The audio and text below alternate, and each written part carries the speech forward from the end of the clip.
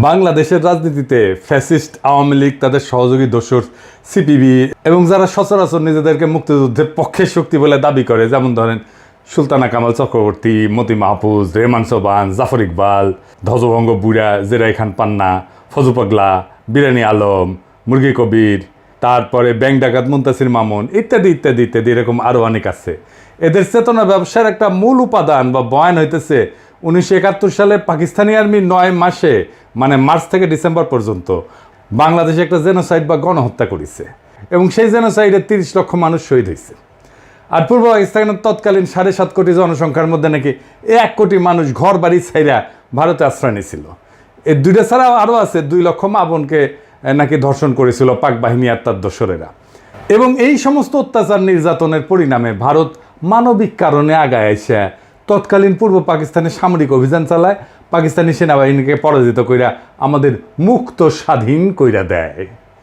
এর ফলে আমাদেরকে ভারত মাতার প্রতি চিরকৃতজ্ঞ থাকতে হবে। এখন এই ঘটনা যেগুলো বললাম, এগুলো যদি আসলেই সত্যি হয় তাহলে তো আমাদের আসলেই ভারত মাতার প্রতি চিরকৃতজ্ঞ থাকা উচিত। কিন্তু উপরের প্রত্যেকটা দাবি ডাহা মিথ্যা, একদম ডাহা মিথ্যা কথা। আমরা ভারত মাতার সোর্স থেকেই আজকের এপিসোডে প্রমাণ করে দেখাবো যে গণহত্যা আর 1 কোটি লোকের ভারতে আশ্রয় নেওয়ার দাবিগুলা ডাহা মিথ্যা। 2 লক্ষ দর্শনের মিথ আমরা আরেকটা এপিসোডে ভাঙবো, এইটাতে না। কারণ এই মিথের সাথে মুজিবের নিজের ভণ্ডামো যুক্ত হইয়া যে কয়জন ধর্ষিতা ছিল তাদের জীবনকে যে দুর্বিষহ করে দিছিল, এমনকি স্বাধীন বাংলাদেশে মুজিব সরকার, তাই এটার জন্য আলাদা এপিসোড করা দরকার। আজকের এপিসোডের মূল বিষয় হইতেছে 2 ধাপ্পাবাজি, 71-এর 30 লক্ষ শহীদ এবং ভারতে আশ্রয় নেওয়া 1 কোটি শরণার্থী। এখন প্রশ্ন হচ্ছে, যদি দাবিগুলো মিথ্যা হয়ে থাকে তাহলে এসব বয়ান প্রচার করলো কে, কেনই বা প্রচার করলো? তখনকার আন্তর্জাতিক মিডিয়ার সাংবাদিকরা ভারতের দিল্লি আর কলকাতাতে অবস্থান করে ঘটনাগুলো কভার করত। ভারতের মিডিয়া এবং ইস্টার্ন কমান্ড তাদেরকে যে সমস্ত প্রেস ব্রিফিং দিত তারা সেটাই পাবলিশ করত। ভারত মাতার মিডিয়া যে কি মাল সেটা তো আমরা আজকে হারে হারে টের পাইতেছি, তাই না? ফ্যাসিস্ট খুনি হাসিনা পতনের পর থেকে তারা এমন কোনো আজগুবি অতিরঞ্জিত খবর নাই যেটা বাংলাদেশের বিরুদ্ধে অপপ্রচারের অংশ হিসেবে পাবলিশ করেন। তো এই কাজে ভারতের লক্ষ্য কী ছিল? ভারতের লক্ষ্যই ছিল এই উপমহাদেশের মুসলমানদের মধ্যে যাতে কোনো মতে একটা ইউনিটি বা একতার বোধ না থাকে। এখানে একটা ব্যাপার খেয়াল করলে দেখবেন যে ভারত মাতা উপমহাদেশের যে ডাইভার্স বহুভাষী হিন্দুদের এক রাষ্ট্রে বসবাস করার মধ্যে কোনো গরমিল লক্ষ্য করে না। কিন্তু উপমহাদেশের বহুভাষাভাষী মুসলমানরা যখন শক্তিশালী হইয়া একসাথে একটা রাষ্ট্র গঠন করে, তার বিরুদ্ধে সর্বশক্তি নিয়ে ঝাঁপায় পড়ে। এখনও দেখেন উপমহাদেশের বিভিন্ন মুসলমানদের মধ্যে দাঙ্গা হাঙ্গামা ফ্যাসাদ এগুলো লাগায় রাখে। এইটার একটা উপায় হইতেছে ভুয়া অর্থনৈতিক বৈষম্যের বয়ান সৃষ্টি কইরা দেশীয় হলুদ মিডিয়া দিয়া প্রচার করানো। বাংলাদেশি মুসলমানদের পাকিস্তানি মুসলমানদের ঘৃণা করতে শেখানো, পাঞ্জাবি মুসলমানদের ঘৃণা করতে শেখানো, বেলুচ মুসলমানদের ঘৃণা করতে শেখানো, এমনকি তাদের ভাষা উর্দুকে ঘৃণা করতে শেখানো। এখনও দেখবেন যে বিপদগ্রস্ত জাতি যারা একটা গণহত্যা থেকে পালায় বেঁচে বাংলাদেশে আশ্রয় নিছে, সেই রোহিঙ্গা জনগোষ্ঠী, রোহিঙ্গা মুসলমানদের বিরুদ্ধে ঘৃণা ছড়ানি, এটা চেতনাজীবীদের একটা অন্যতম প্রধান কাজ। আমরা আগের এপিসোডগুলোতে এইসব নিয়ে বিস্তারিত আলোচনা করছি। আর একটা গুরুত্বপূর্ণ প্রোপাগান্ডার কৌশল ছিল আজগুবি কাল্পনিক একটা অত্যন্ত অতিরঞ্জিত অবাস্তব নিহতের সংখ্যা ছড়ানো, যাতে মুসলমানদের মধ্যে চির দুশ্মনী আর ঘৃণা বজায় থাকে, মুসলমানরা যেন একে অপরকে ঘৃণা করে। বাস্তবে ভারতের এই কৌশল কাজও করেছে। আপনারা লক্ষ্য করলে দেখবেন 1971-এর চেতনাজীবীদের মতো ইসলামোফোব, ইসলাম বিদ্বেষী খুব বিরল দুনিয়াতে।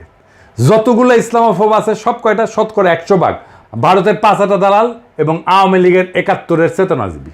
এরা সবসময় 30 লক্ষের জেনোসাইড, 1 কোটি শরণার্থী এইসব ব্যাপারে বয়ান টেনে না পরিবেশ ঘোলা করে সময় অসময়। আওয়ামী লীগের বাইসে থাকার অক্সিজেনে হইতেছে এই বয়ানগুলা। এই বয়ানগুলা দেশের মানুষের মন থেকে জয় বাংলা হয়ে গেলে আওয়ামী লীগও মানুষের মন থেকে কর্পূরের মতো উবে যাবে। আজকে এই 2টা বয়ানকে চিরতরে জয় বাংলা করে দেওয়া হবে ইনশাল্লাহ। প্রথমে আসি 1971-এর যুদ্ধের সময় ভারতে আশ্রয় নেওয়া শরণার্থীদের ব্যাপারে।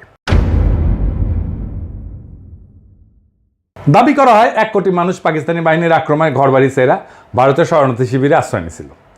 তো আওয়ামী লীগের নেতারা কিন্তু শরণার্থী শিবিরে আশ্রয় নেয় নাই। তারা দেশ থেকে পালানোর সময় বিভিন্ন ব্যাংকের ভল্ট ভেঙে ডাকাতি করে কোটি কোটি টাকা নিয়ে ইন্ডিয়া গেছিল। সেসব টাকা দিয়ে কলকাতাতে বাড়ি ভাড়া করে থাকতো, ফ্ল্যাট ভাড়া করে, আর মদ খাইতো, আর সোনা খাইতে কাটকা পাইতো। তো তখন পূর্ব পাকিস্তানের জনসংখ্যা ছিল 7.5 কোটি। বাংলাদেশের গ্রামের সংখ্যা 68,000-এর মতো, আমরা এটা জানি। 7.5 কোটি মানুষের মধ্যে 1 কোটি মানুষ নিজের ঘর বাড়ি ছেড়ে রোহিঙ্গা ফিলিস্তিনিদের মতো অন্য দেশের রিফিউজি হিসেবে আশ্রয় নেয়, এটা তো একটা ভয়াবহ ঘটনা। ভারত মাতাও এই সংখ্যা আন্তর্জাতিক মিডিয়াতে সেই সময় তাদের গণমাধ্যম দিয়ে প্রচার করাইছে। তাদের গণমাধ্যম কি জিনিস সেটা তো বুঝেনি। তো এটা করার পিছনে ভারতের একটা স্বার্থ ছিল। ভারত এই ব্যাপারে আন্তর্জাতিকভাবে প্রচার করিয়া আমেরিকা, ইউরোপের অন্যান্য দেশ থেকে খাদ্য, ওষুধ, সাহায্য, এগুলো অন্যান্য প্রয়োজনীয় সামগ্রিক গ্র্যান্ট হিসেবে আনতো। এখন শরণার্থীর সংখ্যা, রিফিউজির সংখ্যা যত বেশি দেখাবে, ভারতের লাভ তত বেশি। কারণ একজনের বিপরীতে যদি তারা 100 জনের হিসাব দেখায়, খাবার, টাকা ইত্যাদি নেয়, তাহলে বাকি 99 জনের টাকা, খাবার নিজেরা পকেটস্থ করতে পারবে। এখন বলবেন একজনের বিপরীতে 100 জন দেখাচ্ছে, তার চেয়ে বেশি দেখাইছে, তার চেয়ে বেশি দেখাইছে, হিসাব আজকে দেখাই দেবো, আজকের ভিডিওতে দেখাই দেবো। বাস্তবে হয়েছেও তাই। আমি আপনাদেরকে একদম খোদ ভারতের রেসপন্সিবল মানুষের রেফারেন্সই দেখাতেছি। ভারতের এবং আওয়ামী লীগের অফিসিয়াল প্রোপাগান্ডার বিপরীতে আপনারা যদি আসল সংখ্যাটা শুনেন, তাহলে আপনারা চেয়ার থেকে পড়ে যাবেন এখনই। ভারতের সেনাবাহিনীর লেফটেন্যান্ট জেনারেল প্রেমনাথ হুন, লেফটেন্যান্ট জেনারেল, তার এক সাক্ষাৎকারে ভারতে আশ্রয় নেওয়া রিফিউজিদের আসল সংখ্যাটা বলছেন।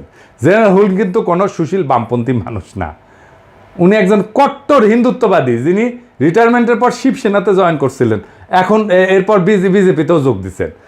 1999 সালে ভারতের মিডিয়া রেডিফে ওনারা সাক্ষাৎকার নেয়। এডিটর সাহেব সাক্ষাৎকারটা পাশে দেখান, এই আপনারা সার্চ করে নিতে পারবেন।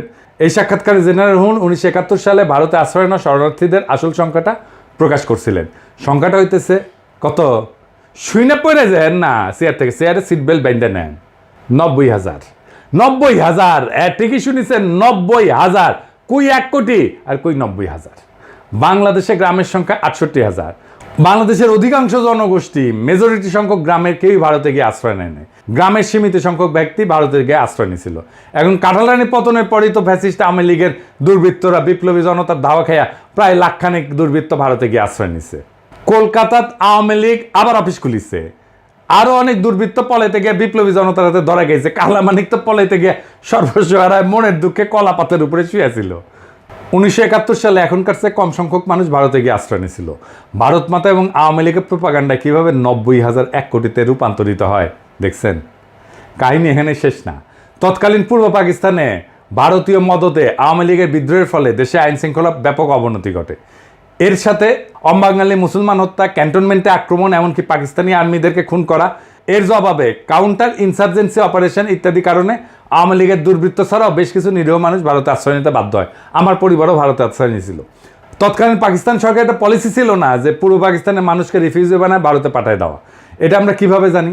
কারণ পাকিস্তান সরকার ভারতে আশ্রয় নেওয়া রিফিউজিদের দেশে ফিরে আসার জন্য আহ্বান জানাইছিল। এমনকি শরণার্থীদের দেশে ফিরে আসলে তাদের রিসেপশন করার জন্য সীমান্তে অভ্যর্থনা কমিটির ব্যবস্থাও করছিল। কিন্তু ভারতে আশ্রয় নেওয়া শরণার্থীরা ভারতের ক্যাম্পে মানবেতর জীবনযাপন করার বদলে দেশে ফিরে না আসে, এই জন্য ইন্ডিয়া আর আওয়ামী লীগ শরণার্থীদের প্রত্যাবর্তনকে স্যাবোটাজ করে। শরণার্থীরা সবাই দেশে ফিরে আসলে তো ভারতের বাটপাড়ি মাঠে মারা যাবে। গভর্নর টিক্কা খান যেদিন সীমান্তে ফিরে আসা শরণার্থীদের রিসেপশন করার জন্য অভ্যর্থনা কমিটিতে যায়, তখন লীগের গুন্ডারা সেই রাস্তা দিয়ে শরণার্থীরা যে বাস আসবে সেই রাস্তার মধ্যে মাইন পুঁতে রাখে। এর ফলে প্রত্যাবর্তনরত শরণার্থীদের বাস মাইনের উপরে পড়া বিস্ফোরণে উইরা যায়, যাত্রী সমত সবাই মারা যায়। দেখেন, রেফারেন্স আছে। এই লেভেলের সাইকোপ্যাথেরা মায়ানমার রোহিঙ্গাদের বিতরণ করে তাদের ফেরত নিতে অস্বীকৃতি জানাচ্ছে। কোনোভাবেই তারা রোহিঙ্গাদের ফেরত নেবে না। ইসরায়েলিরা ফিলিস্তিনিদেরকে বিতরণ করে তাদের ফিরে আসার সমস্ত পথ বন্ধ করে দিছে। ইসরায়েল কোনোভাবেই ফিলিস্তিনিদের রাইট টু রিটার্ন এটা অ্যাকনোলেজই করে না। পাকিস্তান সরকার এর ঠিক উল্টা পলিসি নিয়েছিল এবং ভারতে যাওয়া সমস্ত রিফিউজিকে দেশে ফিরে আসার আহ্বান জানায়। এমনকি সেপ্টেম্বর মাসে ইয়াহিয়া খান পূর্ব পাকিস্তানের সমস্ত বিদ্রোহীদের সাধারণ ক্ষমা ঘোষণা করে, যাতে তারা নির্ভয়ে দেশে ফিরে আসতে পারে। এইটা তো গেল ভারতের তথাকথিত 1 কোটি রিফিউজির কাহিনী। এইবার আসি দ্বিতীয় বিষয়ে, সবচেয়ে বড় বিষয়, 30 লাখ শহীদ। বিএনপি তাদের যে 31 দফা দিছে, সেখানে 22 নম্বর দফা এই ব্যাপারে তারা একটা প্রতিজ্ঞা করেছে। কি আছে সেখানে আসেন দেখা যায়।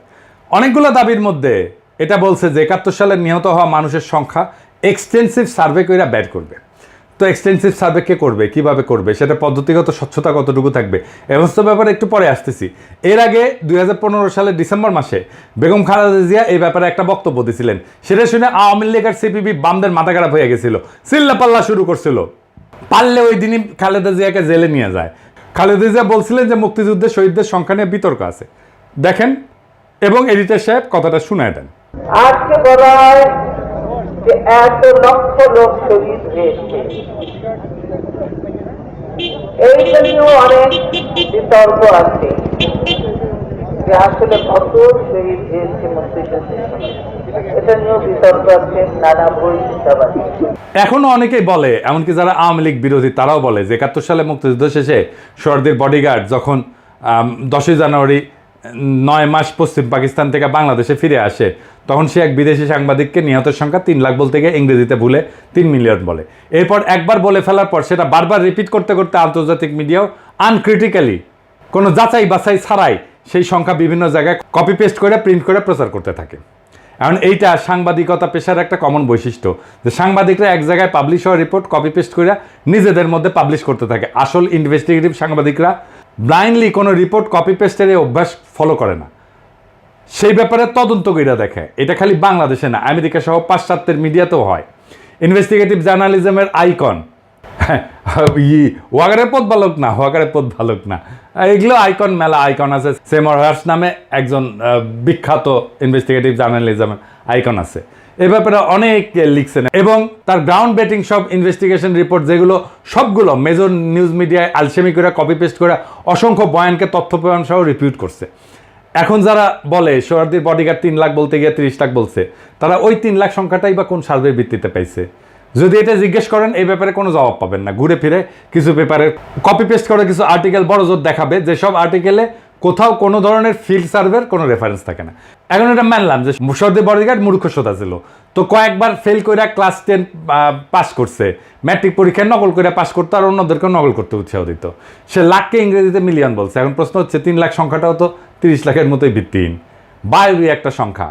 যারা এই সংখ্যা প্রচার করে তারাও তো আজগুবি একটা সংখ্যা প্রচার করে। এবার আসেন আসল সংখ্যা কত ছিল সেটা বের করা যাক। আস্তে আস্তে সব রেফারেন্স দেখাইতেছি, এবার আপনারা চেয়ার থেকে মাটিতে পড়ে যাবেন, হ্যাঁ, অথবা আপনাদের সোয়াল খুলে ঝুলে পড়বে। আসেন দেখি সেটা। প্রথমত 3 লাখ সংখ্যা নিয়ে একটা রেফারেন্স দেখাই। 71 সাল নিয়ে সবচেয়ে বেশি স্কলারলি বই হইতেছে লিসন আর রোজের। বইয়ের নাম হইতেছে war and secession, Pakistan, India and the creation of Bangladesh. 1991 সালে পাবলিশ হয় বইটা। এখানে 2 জন লেখক এই বইতে দেশগুলোর সমস্ত অফিসিয়াল ডকুমেন্ট রিভিউ করছেন এবং 3 দেশের 71 সালে ভূমিকা রাখা সব গুরুত্বপূর্ণ ব্যক্তিদের ইন পার্সন সামনাসামনি সাক্ষাৎকার নিয়েছেন। এই সমস্ত তথ্য প্রমাণ তারা বিশ্লেষণ কইরা এই বইটা লিখছেন। এটা অত্যন্ত গুরুত্বপূর্ণ একটা প্রামাণ্য বই। এই বইয়ের লেখকেরা 71 সালে বাংলাদেশে যুদ্ধের নিয়ন্ত্রণ করা 2 জন অত্যন্ত সিনিয়র ভারতীয় সাক্ষাৎকার নিয়েছেন, যেখানে তাদের জিজ্ঞেস করা হয় 71 সালে নিহত বাঙালির সংখ্যা কত। একজন ভারতীয় উত্তর দেয় 3 লাখ, কারণ সে টের পাইছিল এই ঘাঘু লেখকদের কাছে 30 লাখের মতো অবাস্তব হাস্যকর একটা সংখ্যা বেচা যাবে না। সে অন্য প্রচলিত সংখ্যা 3 লাখ বলে দেয় ফট কইরা। মজার ব্যাপার হচ্ছে ওই ভারতীয় যখন 3 লাখ বলে তার পাশে বসে থাকা আর একজন ভারতীয় তার দিকে কটমট করে তাকায়, সংখ্যা বাড়ায় ক এটা বোঝানোর জন্যে। এরপর প্রথম ভারতীয় এক ধাক্কায় তার সংখ্যা বাড়ায় 5 লাখ বলে ফেলে। মানে মাথায় যা আসে সেটাই ফসাদ করিয়া কয়া দেয়। তো ইন্ডিয়ান প্রোপাগান্ডা কি মাল সেটা তো আজকাল জাতি ভালো করে বুঝছে। মেন স্ট্রিম মিডিয়াগুলো পর্যন্ত একটা ঘটনার ছবি আর একটা ঘটনার ছবিগুলো চালায় দেয়। এইখানে লেখক 2 জন সে ঘটনার বিবরণ লিখছেন এবং মতামত দিচ্ছেন, এবং হতাহতের সংখ্যা যাই হোক এর মধ্যে অনেক প্রশ্ন আছে, যেমন কতজন যুদ্ধ করতে গিয়ে মারা গেছে, কতজন বিহারি ছিল, অবাঙালি মুসলমান ছিল, এর মধ্যে কতজন পাকিস্তানি বাহিনীর হাতে, কতজন ভারতীয় বাহিনীর হাতে, কতজন মুক্তি বাহিনীর হাতে মারা গেছে, বা পাকিস্তানি বাহিনীর কতজন মারা গেছে, রাজাকার কতজন মারা গেছে। এইবার আসি ইনভেস্টিগেটিভ ফিল্ড সার্ভে নিয়ে। ইনভেস্টিগেশনের আগে কিছু জিনিস ক্লিয়ার করা জরুরি। অধিকাংশ বাঙালি, বিশেষ করে বাঙ্গু, সুশীল, প্রগতিশীল, সামরিক ব্যাপারে একদম অজ্ঞ। এই জন্যই মুক্তিযুদ্ধ নিয়ে এত মিথ তৈরি করা গেছে। অজ্ঞ মানে একেবারে গণ্য মূর্খ সোদা। এমনকি যারা নিজেদেরকে ট্রেনিং প্রাপ্ত মুক্তিযোদ্ধা বলে দাবি করে তারা মূর্খ সোদা সামরিক ব্যাপারে। মুক্তিযুদ্ধের একদম সামরিক মিলিটারি বিশ্লেষণ আর অ্যানালাইসিস আমরা সামনের আর এক এপিসোডে করবো। এখন কইবা পারেন দাদা ট্রেনিং প্রাপ্ত মুক্তিযোদ্ধারা কিভাবে সামরিক ব্যাপারে অজ্ঞ হয়? তারা তো বড় বড় ডায়লগ মারে, অস্ত্র জমা দিয়েছি, ট্রেনিং জমা দেই নাই। তো অস্ত্র আর ট্রেনিং, পুলিশ বা সামরিক ব্যাকগ্রাউন্ড ছাড়া কাউরে অস্ত্র হাতে দেন? কেউ যদি চালাইতে পারে, ধরতে পারে ঠিক মতো, আমরা এসে কইয়েন। পুলিশ, মিলিটারি বা ইপিআর ব্যাকগ্রাউন্ডের মুক্তিযোদ্ধাদের বাইরে সকল মুক্তিযোদ্ধাদের যে কত বেইজ্জত করছি তার হিসাব নাই। আমার লগে বসাই দিয়েন, লাইভে আমি আজকে চ্যালেঞ্জ দিতেছি, আমি প্রমাণ করে দিব ওই অস্ত্রই ধরে নাই। আমি ওদের কি জিজ্ঞাসা জানেন, কি অস্ত্র ইউজ করতেন, কত ক্যালিবারের বুলেট ইউজ করতেন, ব্যারেল লেংথ কত, ব্যারেল লেংথ কইতে পারলে জিজ্ঞাইতাম কি কামে ইউজ করতেন, অ্যাকশন কি, বোল্ট পাম্প না সেমি অটো না ফুল অটো, রেট অফ ফায়ার কত, ইফেক্টিভ রেঞ্জ কত, ম্যাগাজিন ক্যাপাসিটি কত, এখানে কাট হয়ে যাবে। আমার সাথে লাইভে আসেন, কোন মুক্তিযোদ্ধা বেড়া আছেন আমার সাথে লাইভে আসেন। বাংলাদেশের সব টিভি চ্যানেলকে বললাম আমার লাইভ প্রচার করবেন। কোন মুক্তিযোদ্ধা যার যে পুলিশ না, ইপিআর না, যে মিলিটারির ব্যাকগ্রাউন্ড নাই, যে সাধারণ মানুষ মুক্তিযুদ্ধ ট্রেনিং করে অস্ত্র জমা দেই নাই কইছে, ওরে নিয়ে আসেন আমার সামনে বসে দেন। অস্ত্র ধরে নাই ওটা আমি প্রমাণ করে দেবো। ইন্ডিয়া যাদেরকে কি ট্রেনিং দিছিল সেটা আমি ইন্ডিয়ান জেনারেলদের বই থেকে রেফারেন্স দিয়ে দেখাইতেছি। ইস্টার্ন কমান্ডের chief of staff general Jacob তার বইতে কি লিখছে দেখেন। উনি বলছেন যে একদম আনট্রেন্ড, সামরিক ব্যাপারে পরিচিতি নেই এরকম মানুষদের মুক্তিবাহিনীতে এনরোল করা হতো। এদেরকে প্রপার ট্রেনিং দিয়ে কার্যকর করতে কমপক্ষে 3 মাসের ট্রেনিং দেওয়া লাগতো। সেইখানে তাড়াহুড়া করে 3 থেকে 4 সপ্তাহে ভুগি ঝুঁকি কিছু ট্রেনিং দিয়ে ছেড়ে দেওয়া হতো। এর ফলে এদের কার্যকারিতা সীমাবদ্ধ ছিল। জেনারেল লাসমান সিং, যিনি ইস্টার্ন ফ্রন্টের ডিভিশনাল কমান্ডার ছিলেন, উনিও একই কথা লিখেছেন। তার বইয়ের নাম victory in Bangladesh. Eastern commander general Lachhman Singh সরাসরি মুক্তিবাহিনীকে প্রোপাগান্ডার প্রেসে পাবলিশ হওয়া তাদের কার্যকলাপকে ফিকশনাল বলছেন। বলছে এই সমস্ত ইস্টার্ন কমান্ডার প্রোপাগান্ডা মেশিনের প্রচার। মুক্তিবাহিনীর মিত্ররাই তাদের নামে এইসব লেখে, এইসব কথা পাকিস্তানিরা লেখে নাই। আর আমাদের মুক্তিযুদ্ধের গল্প শোনান মিয়ারা। খোদ মুক্তিবাহিনীর ডেপুটি চিফ অফ স্টাফ একে খন্দকার তার বইয়ে হুবহু একই কথা লিখেছে। একে খন্দকারের এই বই লেখার পর আওয়ামী লীগ, জাফর ইকবাল, আনিসুল্লাহের পুচ্ছে আগুন লেগে গেছিল। তার এডিট করতে হয়েছে বই, টেক্সট চেঞ্জ করতে হয়েছিল। 1971 সালের 18 সেপ্টেম্বর বিলাতের দ্য গার্ডিয়ান পত্রিকার একটা আর্টিকেল প্রকাশিত হয়, big brother goes to war. লেখক শাস্তিব্রত একজন ব্রিটিশ বংশোদ্ভূত ভারতীয় বাঙালি সাংবাদিক, যিনি ত্রিপুরাতে ভারতীয় ট্রেনিং শিবির ঘুরে দেখে এসে সেখানে মুক্তিবাহিনীর ট্রেনিং নিয়ে একটা রিপোর্ট করে। রিপোর্টে এটাও লেখা আছে এই রিপোর্ট যদি ভারত থেকে করতো তাকে ভারতে গ্রেপ্তার করতো। 19 সেপ্টেম্বর মাসে আগরতলাতে একটা ক্যাম্পে মুক্তিবাহিনীর ভলান্টিয়ারদের সাথে কথা বলে জানতে পারেন সেখানে 200 জনের ভলান্টিয়ারদের মধ্যে মাত্র 6 জনকে সামান্য কিছু ট্রেনিং দেওয়া হয়েছে এবং মাত্র 3 জন কোনো একটা অপারেশনে অংশ নিছে। সব অপারেশনে যেমন বীজ ধ্বংস করে এরকম কাজে ইন্ডিয়ানরা কিন্তু নিজে করতো। আমি বলতেছি, লিখে দিচ্ছি, ইন্ডিয়ানরা নিজে করতো। মুক্তিবাহিনীর নিজেদের সদস্যদের মতে তারা বড় জোর একটা গ্রেনেড নিক্ষেপ করছে। এবার একটা মজার ভিডিও দেখেন মুক্তিবাহিনীর সাথে ভারতীয় ইনস্ট্রাক্টররা কিরকম ব্যবহার করতো। এদিকে সে দেখে দেন। এটাকে টানো, ডানে বাজিতে রাখ, টানো, হ্যাঁ বাস বাস, টাইগার হাত, হ্যাঁ এর হচ্ছে দূরের দুশ্মনের জন্য, দূরের দুশ্মনের জন্য। কি হয়েছে চলো শীষ লাগাও, ঠিক ঝোঁকো সামনে, জানে শত্রু, পিছনে শত্রু, জানে শত্রু, পিছনে শত্রু, বাঁ শত্রু, পিছনে শত্রু, জানে শত্রু, পিছনে শত্রু। এই হচ্ছে জাফর ইকবাল, হুমায়ুন আহমেদ, আনিসুল হকের তৈরি করা মিথিক্যাল মুক্তিবাহিনীর আসল হাল। আর এটা নিয়ে ফজু পাগলা ধ্বজভঙ্গ বুড়া জেরাই খান পান্না এসব শোনা গেছে মুক্তিযোদ্ধার মতো লাফালাফি। তা বাঙ্গু প্রগতিশীল যেহেতু সামরিক ব্যাপারে একদম লেজে গোবরে, এরা যেসব বয়ান বানায় সেগুলা কোনো reputable serious military scholar study করলে পাংচার করে দিতে পারবে এক মুহূর্তে। এবার আসেন আর একটা গুরুত্বপূর্ণ বিষয় নিয়ে আলাপ করি। 71 সালে যুদ্ধে ইস্টার্ন ফ্রন্টে পাকিস্তান আর্মির অর্ডার অফ ব্যাটেল কি ছিল? তাহলে কইবেন দাদা অর্ডার অফ ব্যাটেল কি? আমি এটা নিয়ে একটা সিরিয়াস বড় এপিসোড করেছি, আসবে পরে, সেটা বুঝবেন মুক্তিযুদ্ধের অর্ডার অফ ব্যাটেল নিয়ে। আজকে সংক্ষেপে একটু আলাপ করি। অর্ডার অফ ব্যাটেল হইতেছে একটা যুদ্ধের দুই পক্ষের মধ্যে কার কয়টা ইউনিট অংশ নিয়েছে, কোন ইউনিট কীরকম সেটার একটা লিস্টই, তালিকা আর কি। যেমন দ্বিতীয় বিশ্বযুদ্ধে 1941 সালে জার্মানি যখন সোভিয়েত ইউনিয়নে হামলা করে সেটার নাম দিয়েছিল অপারেশন বারবারোসা। সেই অপারেশন বারবারোসা ছিল ব্যাপক একটা অভিযান, মিলিটারি ইতিহাসের সবচেয়ে বড় অভিযানগুলোর মধ্যে একটা। সেইখানে জার্মান পক্ষে 141টা ডিভিশন অংশ নেয়। মাথায় রাখবেন 141টা ডিভিশন, 141টা ডিভিশন অংশ নেয়। সোভিয়েত পক্ষে জার্মানির এস্টিমেট ছিল 213টা ডিভিশন, একটা ডিভিশন প্রায় 15 থেকে 16,000 সৈন্য থাকে। 1971 সালে ইস্টার্ন ফ্রন্টে পাকিস্তান আর্মির অর্ডার অফ ব্যাটেল কি ছিল জানেন? ডিভিশন ছিল কয়টা জানেন? তিনটা, মাত্র 3টা। 14 ডিভিশন, 16 ডিভিশন আর 9 ডিভিশন। 14 ডিভিশন আগে থেকেই ছিল, মার্চের শেষ দিকে এপ্রিল মাসে পশ্চিম পাকিস্তান থেকে অতিরিক্ত 16 আর 9 ডিভিশন আসে ইস্টার্ন ফ্রন্টে। এই দুইটা ডিভিশন তাদের ভারী অস্ত্র মানে ভারী কামান টামান এগুলো পশ্চিম পাকিস্তানে রেখে আসে। তারা খালি লাইট উইপন্স মানে হালকা অস্ত্র মোটর এগুলো নিয়ে আসে। সামরিক পরিভাষায় ইস্টার্ন ফ্রন্টে তো আসলে ওয়ার ছিল না, যুদ্ধ ছিল না, এটা ছিল কাউন্টার ইনসার্জেন্সি অপারেশন। ভারত মাতা 1984 সালে পাঞ্জাবে যে অপারেশন ব্লুস্টার করছে না, ওই যে শিখ মন্দির দখল করার সময়, এটাও কাউন্টার ইনসার্জেন্সি অপারেশন ছিল। সেখানে খালি এক অমৃতসরে স্বর্ণ মন্দিরে হামলা করতে ভারতীয় সেনাবাহিনী 3টা ডিভিশন ব্যবহার করছিল। 60-এর দশকের শেষ আর 70 দশকে অ্যান্টি নকশাল অপারেশনে ভারতীয় আর্মির পুরা ইস্টার্ন কমান্ড, যেটা আসলে পাকিস্তানের সাথে যুদ্ধ করছে, সেটাকে ইউজ করেছিল। সেটাও একটা কাউন্টার ইনসার্জেন্সি অপারেশন ছিল। এছাড়া ইরাক আর আফগানিস্তান যুদ্ধের প্রথম পর্যায়ে শেষ হওয়ার পরে আমেরিকান বাহিনী কাউন্টার ইনসার্জেন্সি অপারেশনই করছিল ওইখানে। ভিয়েতনাম যুদ্ধ আমেরিকা মূলত কাউন্টার ইনসার্জেন্সি অপারেশন করছে। এখন দ্বিতীয় বিশ্বযুদ্ধের সময় জার্মানি যে ইহুদিদের বিরুদ্ধে হলোকাস্ট করেছিল না, সেখানে 1941 থেকে 1945 এই 5 বছরে 60 লাখ ইহুদি মারা যায়। আমরা আগেই দেখেছি যে জার্মানরা খালি ইস্টার্ন ফ্রন্টেই 141টা ডিভিশন ডেপ্লয় করছিল অপারেশন বারবারাসেতে। ইউরোপের অন্য দেশগুলোতে জার্মানির আরও 60টা ডিভিশনের মতো সৈন্য ছিল। জার্মানরা সমগ্র ইউরোপ থেকে ইন্ডাস্ট্রিয়াল স্কেলে ইহুদিদের রেজিস্টার করে ট্রেনে করে নিয়ে এসে কনসেন্ট্রেশন ক্যাম্পে জড়ো কইরা সেখান থেকে বিশাল বিশাল গ্যাস চেম্বারে ঢুকায় ব্যাস আকারে ইহুদিদের মেয়েরা বিশাল ইন্ডাস্ট্রিয়াল ফার্নেসে তাদের মৃতদেহ পুড়ায় ফেলতো। জার্মানরা জাতি হিসেবে হাইলি এফিসিয়েন্ট জাতি। জার্মানি তখন প্রথম বিশ্বের একটা ইন্ডাস্ট্রিয়াল দেশ ছিল, যাদের লজিস্টিক্যাল ক্যাপাবিলিটি ট্রিমেন্ডাস ছিল। এত এত মানুষ, সৈন্য, রসদ, এফিসিয়েন্সি মুভ করানো চারটেখানি কথা না। তাও এত এফিসিয়েন্ট ইন্ডাস্ট্রিয়াল একটা জাতি 5 বছরে শত শত ডিভিশন সৈন্য আর তাদের ট্রিমেন্ডাস ইন্ডাস্ট্রিয়াল লজিস্টিক্স ক্যাপাসিটি ব্যবহার করে সারা ইউরোপ খুঁজে খুঁজে মাত্র 60 লাখ ইহুদি মারতে পারলো। আর পাকিস্তানের মতো একটা তৃতীয় বিশ্বের দেশ মাত্র 9 মাসের কাউন্টার ইনসার্জেন্সি অপারেশনে মাত্র 3টা ডিভিশন ব্যবহার করিয়া, কোনো বিশাল বিশাল গ্যাস চেম্বার, ইন্ডাস্ট্রিয়াল চুল্লি ব্যবহার না করিয়া 30 লাখ লোক মাইরা ফেলাইলো এবং লুকায় ফেলাইলো।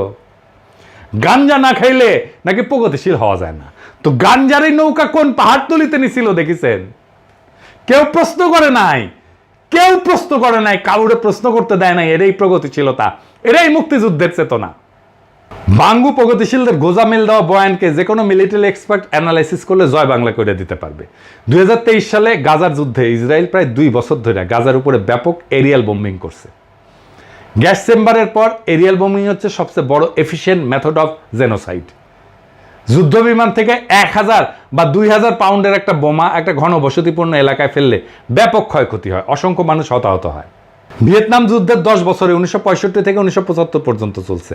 আমেরিকার রেকর্ড অ্যামাউন্ট এরিয়াল বোম্বিং করছে। সমগ্র দ্বিতীয় বিশ্বযুদ্ধে আমেরিকার মতো একটা ইন্ডাস্ট্রিয়াল জায়ান্ট, যারা যুদ্ধের সব ফ্রন্ট মিলায় জার্মানি, জাপান, ইতালি সবার বিরুদ্ধে মোট 21 লাখ টন বোম ফেলছে বিমান থেকে। সেখানে শুধু ভিয়েতনাম যুদ্ধে আমেরিকা কত বোম্বিং করছে জানেন? কত করছে বোম্বিং? 70 লাখ টন।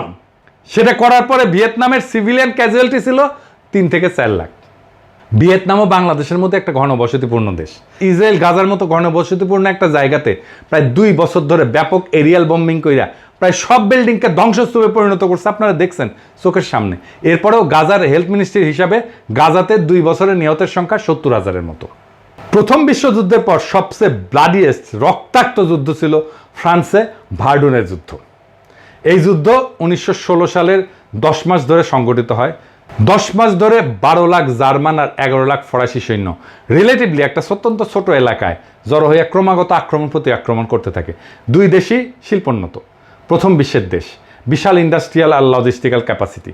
ভার্ডুনে জার্মানরা প্রথম দিন ফরাসি পজিশনে 10 লাখ আর্টিলারি শেল নিক্ষেপ করছিল।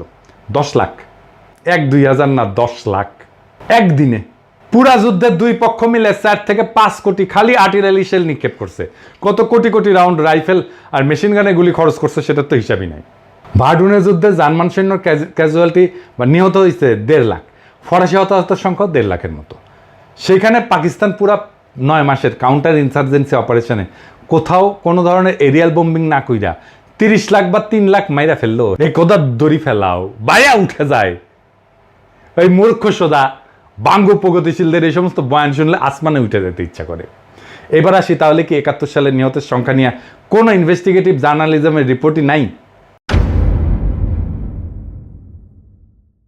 সৌভাগ্যক্রমে আছে, এবং সেই রিপোর্ট একদম রেফারেন্স ডিভাস্টেটিং একটা রিপোর্ট রে ভাই। হ্যাঁ, উইলিয়াম ড্রামন্ড যিনি একজন বিখ্যাত আমেরিকান সাংবাদিক। এই ড্রামন্ড সাহেব এখনও বেঁচে আছেন, যে কেউ তার থেকে এটা ভেরিফাই করতে পারবেন। উনি ইউনিভার্সিটি অফ ক্যালিফোর্নিয়া বার্কলের প্রফেসর বর্তমানে। পেশাগত জীবনে লস অ্যাঞ্জেলস টাইমসের সাথে ছিলেন ডেমোক্রেট। প্রেসিডেন্ট জিমি কার্টারের সময় উনি অ্যাসোসিয়েট প্রেসের সেক্রেটারি ছিলেন। অত্যন্ত সম্মানিত রেসপেক্টেড একাডেমিশিয়ান এবং জার্নালিস্ট। 1972 সালের 6 জুন বিলাতের গার্ডিয়ান পত্রিকা ঢাকা থেকে পাঠানো ওনার সেই রিপোর্টটা ছাপে। রিপোর্টের নাম ছিল দ্য মিসিং মিলিয়ন্স। ড্রামন্ড যুদ্ধের পর বাংলাদেশের গ্রাম পর্যায়ে অসংখ্যবার ভ্রমণ কইরা গ্রামের মানুষজনের সাথে এই ব্যাপারে কথা বলেন। এছাড়া সরকারি বিভিন্ন মানুষের সাথেও ব্যক্তিগতভাবে কথা বলেন। উনি লিখছেন ইংরেজিতে, মাই judgement based on numerous trips around Bangladesh and extensive discussion with many people at the village level as well as in the government is that 3 million death figure is an exaggeration so gross as to be absurd. তার মানে উনি বলতেছেন যে আমি বিভিন্ন সরকারি লোক এবং গ্রামের লোকদের সাথে আলাপ সালাপ কইরা যেটা বুঝতে পারছি যে এই 30 লক্ষ নিহতের সংখ্যা এত বেশি বাড়ায় বলা যেটা এটা অসম্ভব এবং ভুয়া একটা সংখ্যা। এরপরে উনি মুজিবের নিহতের সংখ্যা নিয়ে একটা সার্ভের কথা প্রকাশ করেন। মুজিব 72 সালে দেশে এসে 30 লাখ নিহত বলার পর একটা সরকারি উদ্যোগ নিয়েছিলেন নিহতদের আসল সংখ্যা বের করা। স্বরাষ্ট্র মন্ত্রণালয়ের অধীনে দেশের তৎকালীন পুলিশের ইন্সপেক্টর জেনারেলকে দায়িত্ব দেওয়া হয় যে প্রত্যেক থানায় পুলিশের মাধ্যমে একটা রিপোর্ট পাঠাইতে। ওই থানায় 9 মাসে পাকিস্তান আর্মির হাতে নিহত মানুষের সংখ্যা কত এবং সেগুলো যোগ করে কত আসে। মুজিব সেই রিপোর্ট আসলে সংখ্যা দেখে স্বাভাবিকভাবেই সেটাকে ধামাচাপা দেয়। বিল ড্রামন্ড একদম সরকারের ভেতরের থেকে সেই রিপোর্ট দেখে সেটা সংখ্যা প্রকাশ করে। সংখ্যাটা কত? কত সংখ্যাটা? আসল সংখ্যা শুনলে ভিমরি খাইবেন না, চেয়ার থেকে পড়ে যাবেন এক্ষুনি। কত? 3 লাখ, 1 লাখ, 30,000, 10,000? না, কোনোটাই না। 2,000, 2,000, 2,000। জি হ্যাঁ, ঠিকই শুনেছেন, 2,000। এই রিপোর্টটা এখনো আছে, যে কেউ নিজের চোখে সেটা পড়ে নিতে পারেন, স্পষ্ট লেখা আছে। ইংরেজি যেহেতু কইছে সেহেতু ঠিকই কইছে। Since the 3rd week of March when the Inspector General's office in Bangladesh Home Ministry began its field investigations, there have been about 2,000 complaints from citizens about death at the hand of Pakistani army. তার মানে সারা বাংলাদেশে পুলিশের কাছে পাকিস্তানি আর্মির হাতে মারা গেছে এরকম অভিযোগ জমা পড়ছিল মাত্র 2,000 জনের। ড্রামন্ড এখনো বেঁচে আছেন, তার থেকে এটা কনফার্ম করতে পারবেন। এখন তাইলে আমাদের করণীয় কি? কিভাবে আমরা আজকে বর্তমানে একটা ডিটেল কম্প্রিহেন্সিভ ফিল্ড সার্ভে করে এই ব্যাপারে চিরতরে মীমাংসা করে আওয়ামী লীগের জন্মের মতো জয় বাংলা করতে পারি? প্রথমে আমাদের বের করতে হবে দেশের 68,000 গ্রামে জনপদের মধ্যে কোথায় কোথায় পাকিস্তানি আর্মির বেস ক্যাম্প ছিল। এটার সংখ্যা খুব বেশি হওয়া কথা না। পাকিস্তানি মাত্র 3টা ডিভিশন সৈন্য দেশে কাউন্টার ইনসার্জেন্সি অপারেশনে ছিল। এরপরে বের করতে হবে 9 মাসে পাকিস্তান আর্মি দেশে কয়টা গ্রামে কখন কবে রেড দিছে। পাকিস্তানও এই ব্যাপারে আমাদেরকে হেল্প করতে পারে, চাইলে তারা করবে। আমরা দরকার হলে ক্রস চেক করে নেব কতজন সৈন্য সেই রেডে অংশ নিছে। সেটা কি একটা স্কোয়াড মানে 9 থেকে 10 জনের ইউনিট ছিল, নাকি একটা প্লাটুন ছিল মানে 30 থেকে 35 জনের? কতক্ষণ ছিল, কতজনকে ওই গ্রামে গুলি করে মারছে, তাদের অ্যামিনেশনের হিসাবপত্র আছে কিনা, কতগুলো অ্যামিনেশন খরচ হয়েছে। এইসব ব্যাপার বের করা তো খুব কঠিন কোনো কাজ না, কারণ বাংলাদেশের মতো ঘন পরিচিতিপূর্ণ ভূখণ্ডে একটা গ্রামে আর্মি অপারেশন চালায় কিছু মানুষ মেরে চলে যাওয়ার পর বাকি সবাই ফিরে এসে নিহতদের দাফন কাফন করতো। হিন্দু হইলে লাশ সনাতন রীতিতে সৎকার করতো। আই উইটনেস এবং সার্ভাইভারদের কাছ থেকে একদম পিন পয়েন্ট নিহতের সংখ্যা নিয়ে 9 মাসে সবগুলো এলাকার নামের পাশে নিহতের সংখ্যা লিখে যোগ করে মোট সংখ্যা বের করা খুব কঠিন কিছু কাজ কি না, করো না। কিন্তু এটা করবে না কেন? কারণ এই যে ফাপড় নেওয়া এটা তো ফাঁস হয়ে যাবে, মিছা কথা ফাঁস হয়ে যাবে। এই কাজ এখনও করা সম্ভব, কারণ 71 সালে জীবিত প্রাপ্তবয়স্ক বহু মানুষ এখনও জীবিত আছে। এরকম রেড প্রত্যেক গ্রামে তো হয় নাই। দেশে 68,000 গ্রামের মধ্যে অতি অল্প সংখ্যক গ্রামেই হয়েছে। তার উপরে এক গ্রামে বড় জোর একবার কি 2বার এরকম রেড হয়েছে। পুরো ব্যাপারটায় একটা ক্রোনোলজিক্যাল রিকনস্ট্রাকশন করতে হবে। ক্রোনোলজিক্যাল রিকনস্ট্রাকশন মানে দিন, সময়, সপ্তাহ অনুযায়ী পুরো 9 মাসের ঘটনাকে রিকনস্ট্রাক্ট করা এইভাবে সম্ভব। এটা করা হইলে কমন সেন্সার ইনভেস্টিগেটিভ সব রিপোর্ট অনুসারে পাকিস্তান আর্মির কাউন্টার ইনসার্জেন্সির আসলে নিহতের সংখ্যা কয়েক হাজারে নেমে আসবে, আমি শিওর। এরপর সেই তদন্ত খালি বাঙালি না, ভারতীয় আওয়ামী সন্ত্রাসীরাতে যত অবাঙালি মুসলমান মারা গেছে তার পুঙ্খানুপুঙ্খ তদন্ত করে সেটাও বের করতে হবে। দুটো সংখ্যাই কম্পেয়ার করে ঠিক করা হবে কে আগে কার কাছে মাপ চাইবে। এই তদন্ত শেষ হওয়ার আগে কেউ কারো কাছে ক্ষমা চাওয়ার প্রশ্নই ওঠে না। পররাষ্ট্র সচিব জসিম খুব লাফাইছিল পাকিস্তানে ক্ষমা চাওয়া নিয়ে।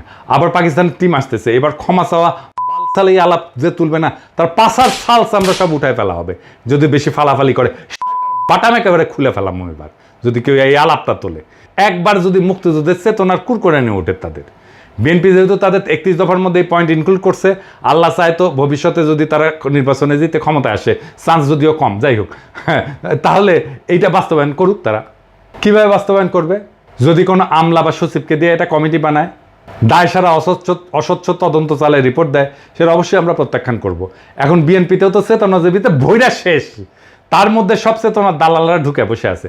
যদি কোনো সুশীল বিএনপি বুদ্ধিজীবী চেতনাজীবী ধরিয়ে না কমিটি বানানো হয়, সেটাও আমরা প্রত্যাখ্যান করব।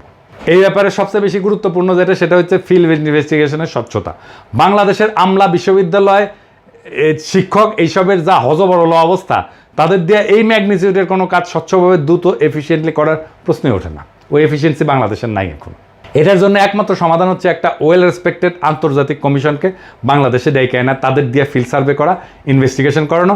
কারা থাকবে সেই কমিশনে? সেখানে সামরিক যুদ্ধ, মিলিটারি অপারেশনের ব্যাপারে অভিজ্ঞ, একটা অপারেশন ডিটেলস বর্ণনা শুনে সেখানে কীরকম ক্যাজুয়ালিটি হয়, সার্ভাইভার আই উইটনেসদের সাথে কথা বইলা আসল ঘটনা রিকনস্ট্রাক্ট করতে পারে এরকম লোক। এই সমস্ত ব্যাপারে যারা এক্সপার্ট, তারাই সেই কমিশনে থাকবে। এখন প্রশ্ন করতে পারেন কে কে এই সমস্ত ব্যাপারে এক্সপার্ট? পৃথিবীর টপ স্কলারদের নাম দিতেছি, যাদের দিয়া এই কমিশন গঠন করতে হবে। আমি নাম দিয়ে দিতেছি আজকেই।